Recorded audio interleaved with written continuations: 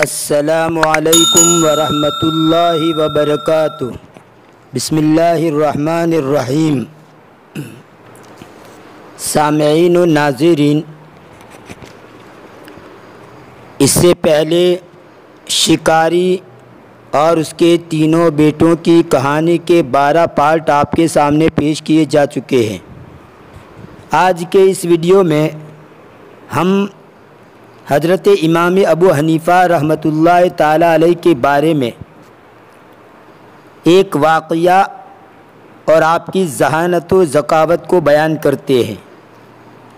حضرت امام ابو حنیفہ کی شخصیت کون ہے دنیا جانتی ہے۔ میں ڈیٹیل کے اندر ان کی سوانح بیان نہیں کر سکتا۔ ابو حنیفہ کے سلسلے کے اندر مختلف علماء نے مختلف کتابیں عربی کے اندر اور اردو کے اندر لکھی ہے۔ آج کے اس ویڈیو میں صرف ایک واقعہ اور آپ کی کمال کے بارے میں، آپ کی ذہانت کے بارے میں امام مالک نے جو بات کہی تھی اس کو بیان کر رہا ہوں۔ تو آئیے ترجمہ شروع کرتے ہیں۔ بسم اللہ الرحمن الرحیم۔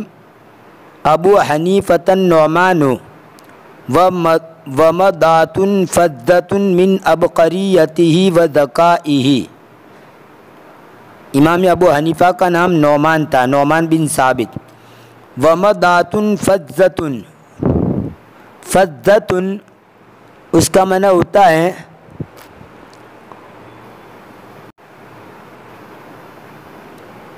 اکیلا، تنہا، بے مثال، یکتا۔ اس کی جمع آتی ہے افزاد اور فضود۔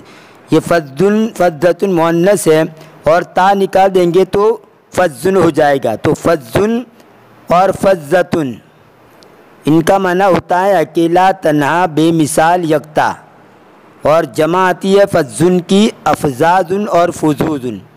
اور ومدات اس کا معنی ہوتا ہے جھلکیاں۔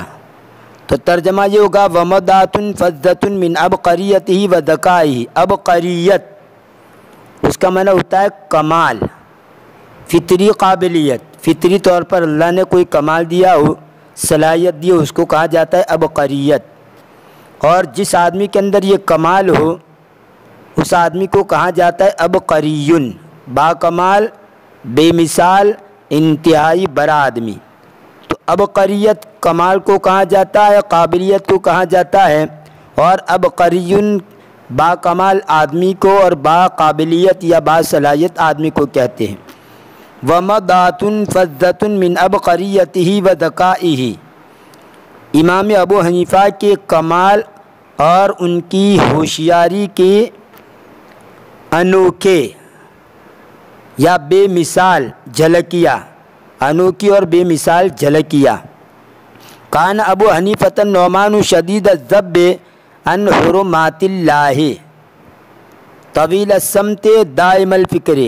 امام ابو حنیفہ نعمان یہ اللہ کی مقدس چیزوں کا دفیہ کرنے والے تھے۔ شدید الذب، شدید الذب کا معنی دفاع کرنا، ذب یذب ذبن، اس کا ان کے صلے کے ساتھ، جس کا دفاع کیا جائے اس کے ساتھ ان لگایا جاتا ہے۔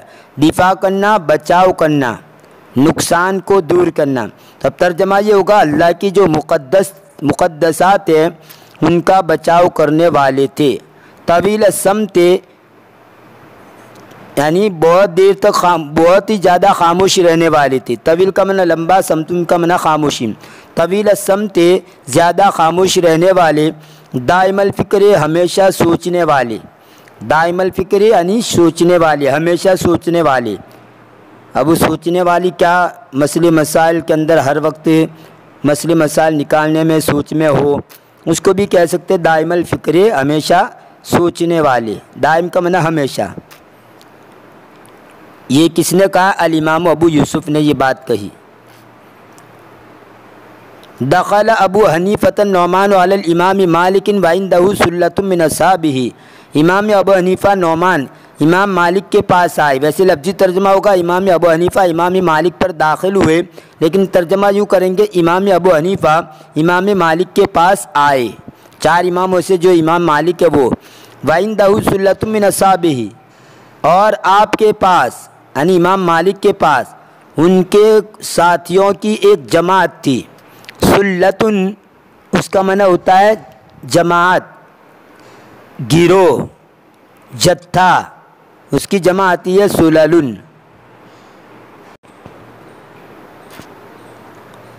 فلما خرج من عنده، پھر جب وہ نکلے یعنی امام ابو حنیفہ نکلے من عنده ان کے پاس سے، التفت مالک الی جلسائہ، تو امام مالک متوجہ ہوئے ان کے ہم نشینوں کی طرف۔ جلیسن کا معنی ہم نشین، جو پاس میں بیٹھنے والا ہو اس کو جلیسن کہا جاتا ہے، ہم نشین جس کو اردو میں کہتے ہیں۔ اس کی جمع جلسا آتی ہے، جیسے یہاں پر جلسا ہے، اور دوسری جمع جلاسن بھی آتی ہے۔ جلیسن کی جمع جلسا اور جلاسن۔ امام مالک متوجہ ہوئے اس کے ہم نشینوں کے پاس، یعنی ان کے پاس جو لوگ بیٹھے ہوئے تو ان کی طرف متوجہ ہوئے۔ وقال، اور کہا، اتدرون من ھذا، کیا تم جانتے ہو یہ کون ہے؟ یعنی امام ابو حنیفہ کی طرف اشارہ کر کے کیا تم جانتے ہو یہ کون ہے؟ فقالوا لا، تو انہوں نے کہا نہیں۔ فقال، تو اس نے کہا امام مالک نے، ھذا النعمان بن ثابت، یہ نعمان ابن ثابت ہے۔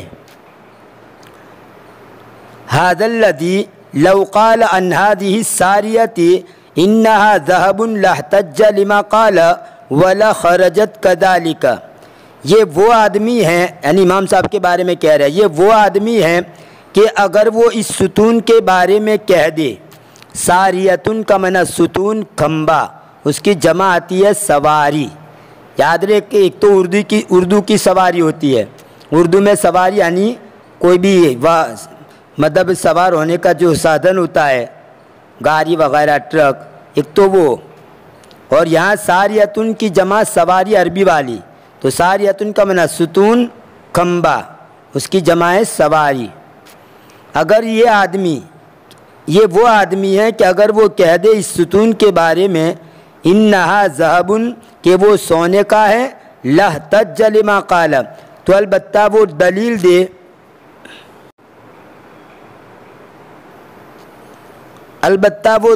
دے اس چیز پر جو اس نے کہا، یعنی کسی ستون کو اگر سونے کا کہہ دے تو ایسی دلیل پیش کریں گے کہ ماننا پڑے گا کہ ہاں یہ سونے کا ہے۔ ولا خرجت کذالک، اور البتہ وہ اسی طرح نکلے، یہ ساریتن کی طرف یہ ضمیر لوٹے گی خرجت کی، یعنی سونے کا اگر کہہ دے تو ایسی دلیل دیں گے کہ اس ستون کو سونے کا کہنا پڑے گا کہ سونے کا بنا ہوا ہے۔ میں آپ کو بالکل سمپل انداز کے اندر اس کو سمجھا دوں، میں نے کسی کتاب کے اندر اس طرح نہیں پڑھا، لیکن میں اپنے اعتبار سے کہہ رہا ہوں کہ اگر میں تمہیں یہ کہوں کہ دنیا کی ہر چیز کو زمین کہہ سکتے ہیں تو ظاہر سی بات آپ تعجب کریں گے۔ پین کو اگر میں زمین کہہ دوں آپ تعجب کریں گے، پنکھے کو زمین کہہ دوں آپ تعجب کریں گے۔ میں کہتا ہوں دنیا کی ہر چیز زمین ہے۔ اب کیسے آپ سمجھیے، ایک آدمی مکان کے اندر رہتا ہے تو اس کو مکان کہا جاتا ہے، اور اس کے اندر رہنے والے کو مکین کہا جاتا ہے۔ ایسے ہی زمانہ ہوتا ہے، یہ زمانہ جو ٹائم چل رہا ہے اس کو زمانہ بولتے ہیں، تو اس زمانے کے اندر رہنے والا اس کو کہیں گے زمین۔ جیسے مکان کے اندر رہنے والا مکین ہے، اسی طرح زمان کے اندر رہنے والا زمین ہے۔ مکان کے اندر رہنے والا مکین، زمان کے اندر رہنے والا زمین۔ تو یہ زمین سے مراد زمانے میں رہنے والا، یہ جو زمین، آسمان و زمین جو کہتے ہیں وہ مراد نہیں ہے۔ تو اگر میں اتنا کہہ دوں تمہیں، اور اگر یہ بات آپ کے سامنے نہ آئے کہ تو زمین ہے، تو آپ تعجب کریں گے۔ خیر، تو امام صاحب کو اللہ نے ایسا ذہن دیا تھا، شاید آپ نے وہ شعر بھی سنا، وہ نظم ہے پوری، میں 2-4 اشعار آپ کے سامنے پیش کرتا ہوں، شاید تم میں سے کسی نے سنا ہو۔ اے مالک تیرے بندے ہم، تیرے تابع وجود و عدم، اے مالک تیرے بندے ہم، تیرے تابع وجود و عدم، کیا زمیں کیا زماں کیا مکی کیا مقام، سب پہ یکساں ہے تیرا کرم، اے مالک تیرے بندے ہم۔ تو ان اشعار کے اندر آپ دیکھیے مکان کے ساتھ مکین اور زمان کے ساتھ زمین، تو یہاں زمین سے یہ جو مشہور زمین ہے آسمان و زمین والا وہ مراد نہیں ہے، بلکہ یہاں زمین سے زمانے میں رہنے والا، اور اس کا قرینہ یہ ہے کہ یہاں مکان اور مکین کا استعمال کیا اور اسی کے ساتھ زمان اور زمین کا استعمال کیا۔ یہ گویا قرینہ اس بات کا ہے کہ یہاں زمین سے مراد یہ جو ہم زمین سمجھتے ہیں وہ مراد نہیں ہے، بلکہ زمانے میں رہنے والی ہر چیز۔ خیر، تو امام صاحب کو بھی اللہ تعالیٰ نے ایسا ذہن دیا تھا کہ اگر کسی کھمبے کو کسی ستون کو سونا کہہ دے تو وہ کر کے بتلائیں گے۔ جیسے میں نے یہاں پر آپ کو کہا کہ تو زمین ہے، تو میں نے دلیل اس طرح دی کہ آپ کو ماننا پڑا کہ میں زمین ہوں۔ شاید اس سے یہ بات آپ کو اچھی طرح سمجھ میں آج گئی ہوگی امام صاحب کے بارے میں جو یہ بات کہی۔ لم يكن الامام مالک مبالغا فيما وصف به ابا حنیفة من قوة الحجة وسرعة البدیہة وتوقد الذہن وحدة الخاطر۔ امام مالک نہیں تھے مبالغہ کرنے والے اس چیز میں جس کے ساتھ انہوں نے ابو حنیفہ کو متصف کیا۔ یہ ماں موصولہ ہے اور یا من کے بعد اس کی یہ بیان ہو رہا ہے۔ میں ایک بات اس کا ترجمہ کرنے سے پہلے کہہ دوں تاکہ یہ ماں موصولہ اور یہ من بیانیہ اس کو آپ سمجھ سکیں۔ اگر میں یوں کہوں عقل تو ما عقلتا، میں نے کھائی وہ چیز جو کہ تو نے کھائی، اب ظاہر سی بات ہے ماں موصولہ جو ہے وہ تو مبہم ہے، کوئی بھی چیز ہو سکتی ہے۔ اب آگے میں نے کہہ دیا من التفاح یعنی سیب، عقل تو میں نے کھائی، ما عقلتا وہ چیز جو تو نے کھائی۔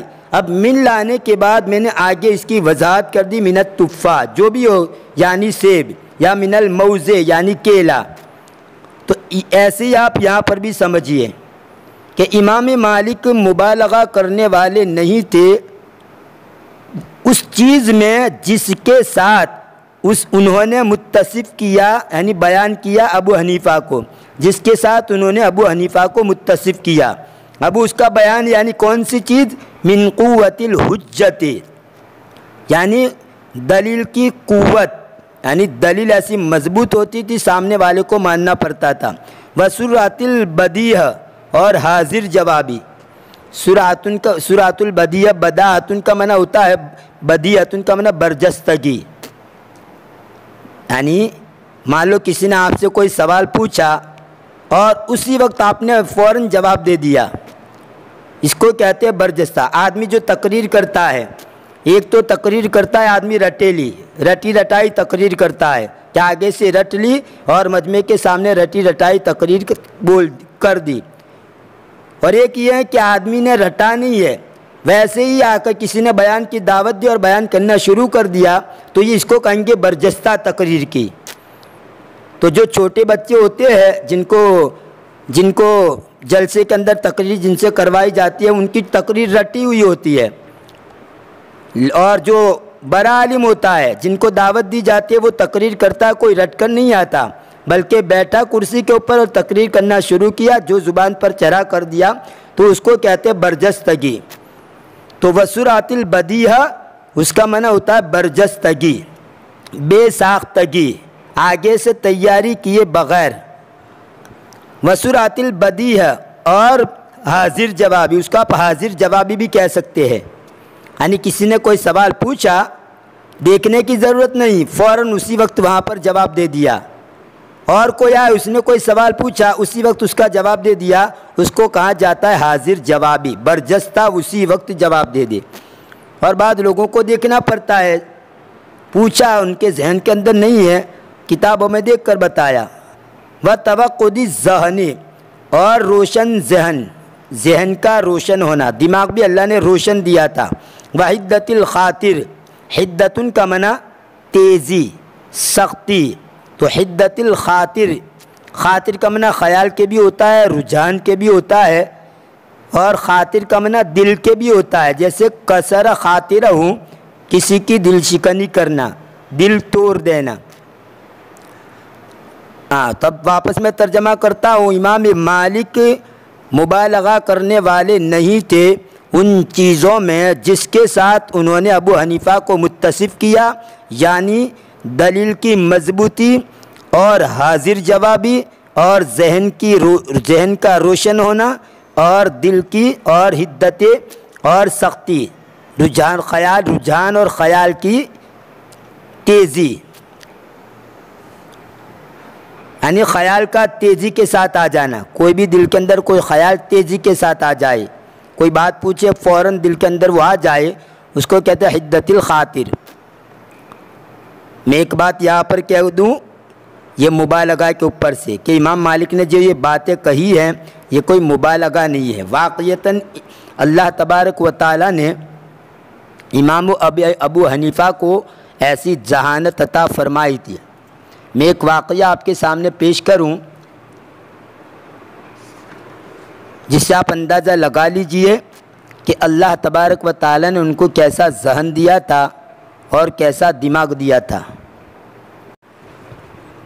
بغداد کے اندر ایک رومی آیا، رومی شخص، روم کا رہنے والا. اس نے خلیفہ سے آ کر عرض کیا کہ میرے یہ 3 سوال ہیں، اگر آپ کی سلطنت میں کوئی موجود ہو تو بتلائیے. خلیفہ نے اعلان کر دیا، سب علماء جمع ہو گئے، امام صاحب بھی تشریف لے آئے. رومی منبر پر چڑھا اور اس نے سوال کرنا شروع کیے. سب سے پہلا سوال یہ کیا، بتاؤ خدا سے پہلے کون تھا؟ دوسرا سوال یہ کیا، بتاؤ خدا کا رخ کدھر ہے، خدا کس سمت میں ہے؟ تیسرا سوال یہ کیا، بتاؤ اس وقت خدا کیا کر رہا ہے؟ یہ 3 عجیب و غریب سوال اس نے کیے. یہ سن کر سب خاموش ہو گئے، جتنے بھی علماء بیٹھے ہوئے تھے سب خاموش ہو گئے، کسی کو جواب نہ آ رہا تھا. امام صاحب آگے بڑھے اور کہا میں اس کا جواب دوں گا، لیکن شرط یہ ہے کہ آپ منبر سے نیچے اتر آئے. رومی جو تھا منبر سے نیچے آ گیا. امام صاحب منبر پر جا بیٹھے اور سوال دہرانے کے لیے ان سے کہا کہ سوال دہرائیے. تو رومی نے سوالات کا اعادہ کیا، سوالات کو دہرایا. تو امام صاحب نے فرمایا، پہلا سوال جو اس نے دہرایا یعنی بتاؤ خدا سے پہلے کون تھا، یہ سوال دہرایا. تو امام صاحب نے اس سے کہا تم گنتی شمار کرو، یعنی 1 2 3 4 5 6. امام صاحب نے کہا گنتی شمار کرو. رومی نے گننا شروع کیا، ایک کہاں ہی تھا. تو امام صاحب نے روک دیا اور فرمایا 1 سے پہلے گنو، یعنی تم نے جو 1 کہا اس 1 سے پہلے کیا ہے اس کو گنو.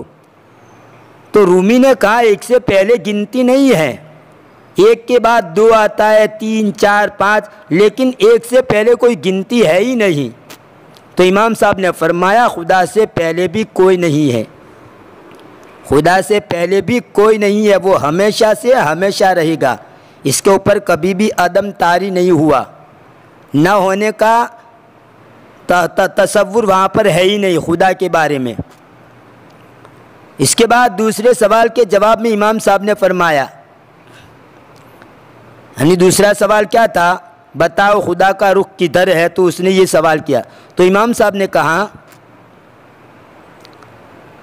امام صاحب نے ایک شمع روشن کی، موم بتی جو بھی کہہ لے، موم بتی، ایک شمع روشن کی اور فرمایا اس کا رخ کدھر ہے.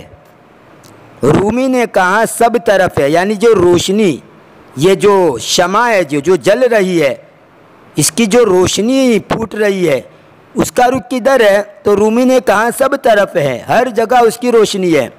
امام صاحب نے فرمایا خدا بھی سب طرف ہے، خدا بھی ہر جگہ پر ہے. میں یہاں پر ڈیٹیل میں بیان کرنے نہیں جاتا، صرف ایک اشارہ کر دیتا ہوں. خدا ہر جگہ، اس کا معنی اور مطلب کیا ہے وہ تفصیل طلب ہے. صرف اتنا کہہ رہا ہوں کہ خدا ہر جگہ کا مطلب ذات کے اعتبار سے نہیں، یاد رہے، خدا ذات کے اعتبار سے نہیں، علم کے اعتبار سے. خدا کی ذات علم کے، ورنہ خدا کی ذات ہمارے جیسی نہیں ہے. ہمارے ہاتھ ہے، ہمارے پاؤں ہے، ہماری آنکھ ہے، ناک ہے، ہماری جو باڈی ہے، خدا کی کوئی باڈی نہیں ہے. خدا کا کوئی ہاتھ پیر نہیں ہے، خدا سنتا ضرور ہے لیکن بغیر کانوں کے سنتا ہے، دیکھتا ضرور ہے لیکن بغیر آنکھوں کے دیکھتا ہے۔ خدا کے لیے ہمارے جیسے ہاتھ پاؤں کان ناک نہیں ہے، بس خدا کی ذات ہے، اتنا ہی عقیدہ رکھیں گے۔ یہ پیچیدہ مسئلہ ہے۔ خیر، تو خدا کی ذات کا مطلب خدا ہر جگہ پر حاضر ہے کہ مطلب ہوتا ہے ذات کے اعتبار سے نہیں، کیونکہ اللہ کی کوئی رخ نہیں ہے۔ آپ یہ کہنے یہ اللہ مشرق کے اندر ہے، اللہ مغرب کے اندر ہے، شمال کے اندر ہے، جنوب کے اندر ہے، نہیں، اللہ ہر جگہ ہے، ہر جگہ موجود ہے۔ رومی نے کہا سب طرف ہے، تو امام صاحب نے فرمایا خدا بھی سب طرف ہے۔ تیسرے سوال کے جواب میں، تیسرا سوال کیا تھا؟ بتاؤ خدا اس وقت کیا کر رہا ہے؟ اس کے جواب میں امام صاحب نے فرمایا خدا نے تجھے نیچے اتار دیا اور مجھے اوپر چڑھا دیا، تجھے ممبر سے نیچے اتار دیا اور مجھے ممبر کے اوپر چڑھا دیا۔ خدا اس وقت یہی کر رہا ہے، یعنی خدا نے اس وقت یہ کیا۔ رومی یہ سن کر شرمندہ ہو گیا اور واپس چلا گیا۔ خیر، یہ تو صرف ایک واقعہ ہے، ورنہ تاریخ اٹھائیں گے کئی واقعات ہیں۔ امام ابو حنیفہ کی ذہانت کے عقل حیران رہ جاتے ہیں، خدا نے ایسی ذہانت دی تھی۔ میں نے ایک نمونے کے طور پر ایک واقعہ آپ کے سامنے بیان کیا۔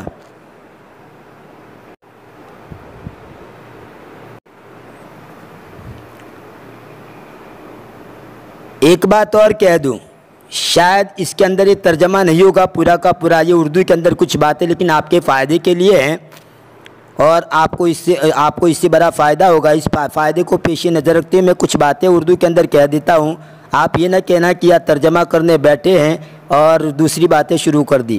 ایک فائدے کے لیے باتیں آپ کے سامنے پیش کر رہا ہوں۔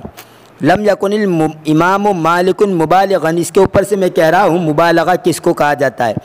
مبالغہ کرنے والے امام مالک نہیں تھے۔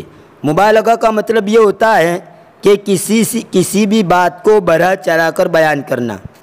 کچھ لوگوں کی عادت ہوتی ہے، ایک بات نارمل ہوتی ہے اور وہ اس انداز کے اندر بیان کرتے ہیں تو اس کو بہت بڑا مطلب بنا دیا۔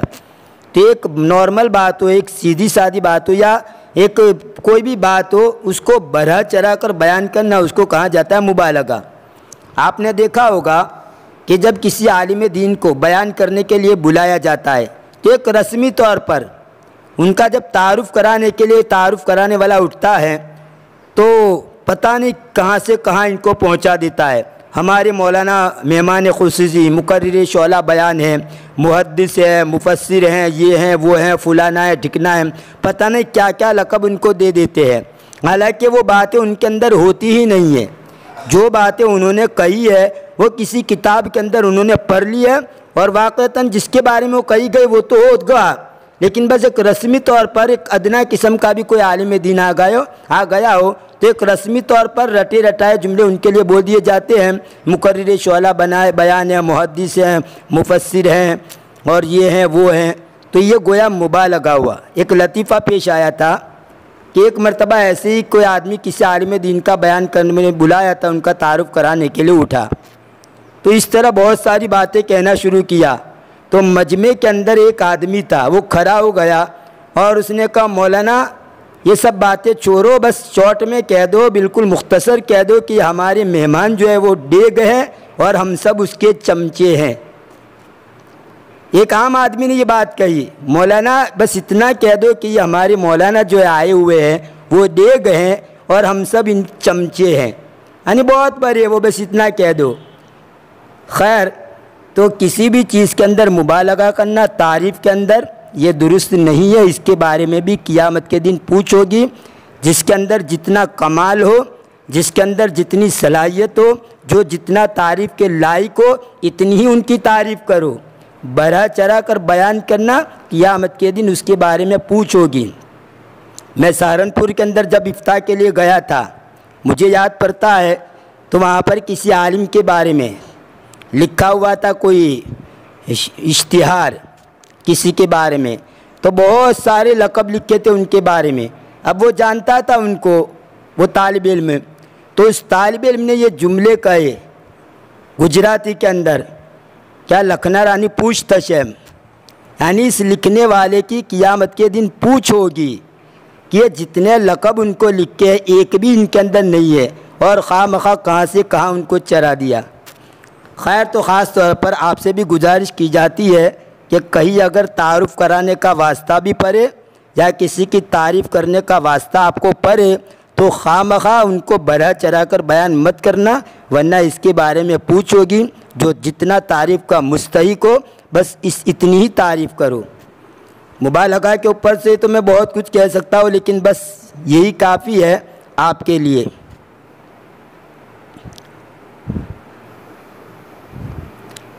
فقد تفیحت کتب التاریخ والسیر باخبار مواقفہ مع خصومہ فی الرأی ومنازعیہ فی العقیدہ، پس تحقیق کے تاریخ کی کتابیں اور سیرت کی کتابیں بھری ہوئی ہے ان کی باخبار مواقفہ، یعنی ان کا جو موقف ہے، ان کی جو صورتحال امام ابو حنیفہ کی، ان کے خبروں سے تاریخ بھری ہوئی ہے۔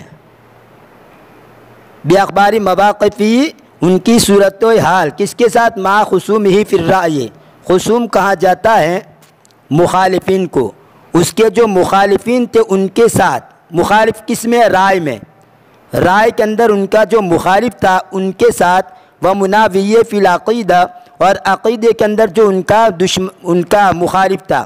ناوع یناوع مناوعۃً، اس کا معنی ہوتا ہے مخالفت کرنا، دشمنی کرنا۔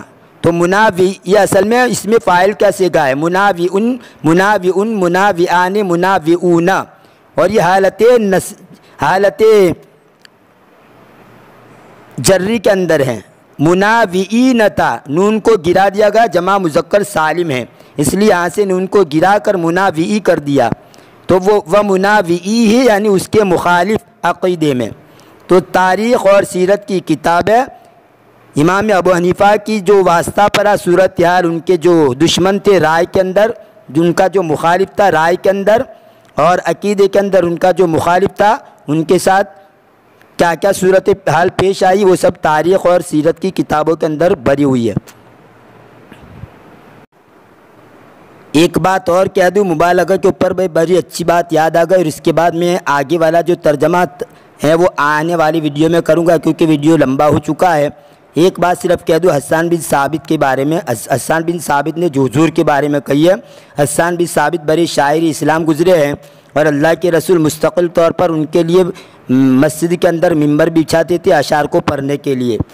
تو انہوں نے اپنے اشعار کے اندر یہ کہا ہے کہ میں جو اپنے اشعار ہے حضور کی جو تعریف کر رہا ہوں وہ اپنے اشعار کے اندر، تو میں حضور کی اپنے اشعار کے ذریعے تعریف نہیں کر رہا ہوں، بلکہ اشعار حضور کی تعریف کر کے میرے اشعار کو مزین کر رہا ہوں۔